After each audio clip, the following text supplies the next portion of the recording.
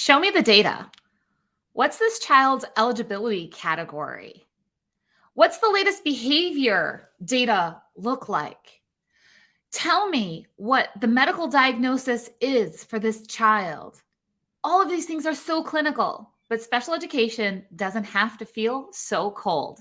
Welcome to the Special Education Inner Circle podcast. I'm your host, Catherine Witcher, and today we're going to talk about how to bring some warmth, how to bring some truth, how to really look beyond just the numbers in special education. Now, all of the numbers, all of the data, all of the clinical side of special education is so very important.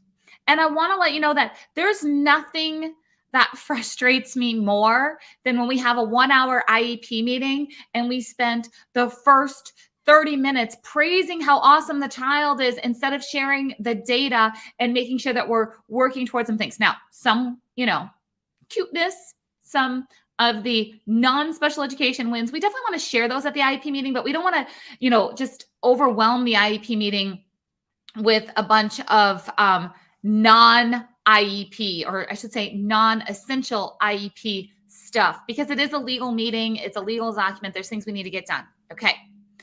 But assuming that we're not taking an entire meeting to talk about how awesome the child is and all the non-IEP things, which it's important to do that. That's why we're talking today. It's time for us to look beyond that eligibility category, that medical diagnosis, that the latest functional behavior assessment, the latest data, the latest, what curriculum is being used. And I love all those. I talk about them all the time.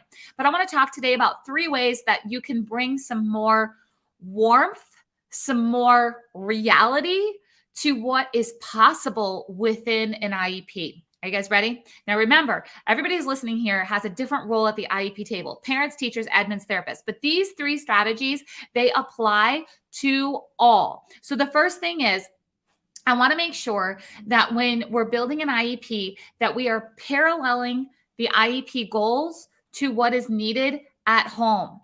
So many times we're just like, well, all the other second graders are doing this, therefore we need to work towards this.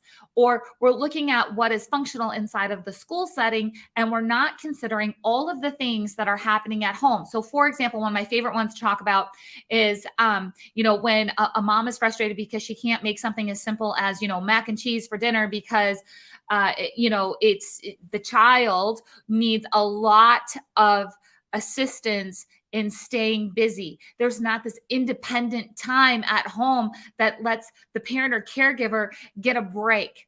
Now, teachers, you feel this too at school, and you're managing multiple students in your classroom. You have a large caseload. You have these things going on. So we'd call that independent play, right? So let's make sure that we're not just talking about how many times is the child on task. Okay? Let's start talking about what does independence really look like right now, both at home and in school? And that brings a more caring perspective to the IEP team and for the parents and for the child, that we're all working together to build a different experience for the child at home and school. So that's strategy number 1. Strategy number 2, please make sure as an IEP team that you are discussing relationships with other family members. So siblings, maybe it's extended family, maybe it's grandma and grandpa that you go see on the weekends, but relationships beyond just we need friends at school, or beyond just how is the child behaving at home? They're not getting along with their siblings. I'm talking about going next level. Let's go next level, because we're not learning turn taking at school just so we can all, play Uno, which is great. You guys know I have a brother who has Down syndrome. He is 44 years old and he loves to play Uno. That's fantastic. But it's also about waiting your turn for the bathroom at home, not just the bathroom at, Disney World. We're talking about making sure that a child has the ability to gel with their family in a relationship way, that we're talking about feelings and understanding feelings, not just for the child themselves, but that they're understanding other people's feelings and what's happening. So it's important for us to talk about relationships. So often the family dynamic is left out of the perspective of building the IEP. And if we bring this family dynamic in, if we as an IEP team start talking about, you know what, the most miserable time is in the morning. All the kids are fighting over, they got to get their shoes on. They're by the front door. This is what's going on. There's a lot of skills that go into that. Or being able to watch a movie together, or being able to watch a movie that is maybe even a non-preferred movie, right? Maybe the other sibling gets to choose the movie.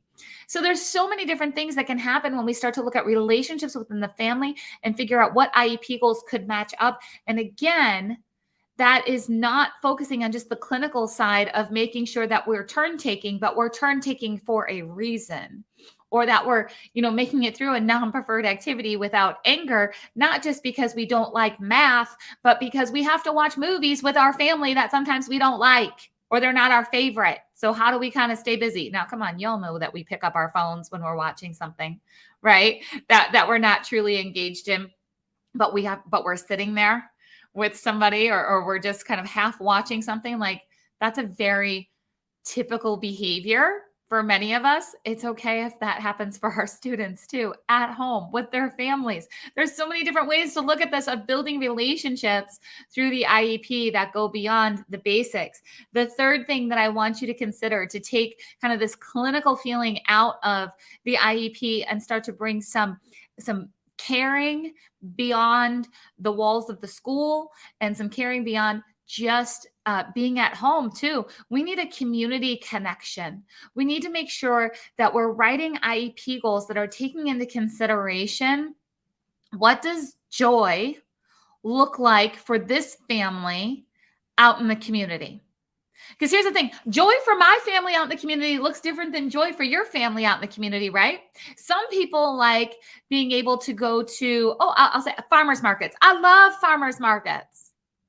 I loved going to the farmers markets with my girls. That was an experience that I loved. Maybe that's something that the family wants to they want it to happen, but there's something holding back the ability to go find joy in the community. So many times we're writing IEP goals like, this is where we're at. This is the next benchmark. Let's go ahead and do that. But what's the why? Why are we doing this? Let's make sure that we're not just looking at this from a clinical perspective, but that we are absolutely looking at this from a family perspective, that we're paralleling the goals to home, that we're asking about relationships with siblings and beyond, maybe even just immediate family, and then we're writing goals for a community connection. It's so very important. Thank you for being here with the Special Education Inner Circle podcast. Remember, wherever you're watching this, please make sure to leave a comment, share it. We need to get more information out to parents, teachers, admins, and therapists on how we can build IEPs together so we can have our children who are in our special education system going way beyond what anybody even thought possible. I've seen it done with generations before. We're going to continue to break those boundaries.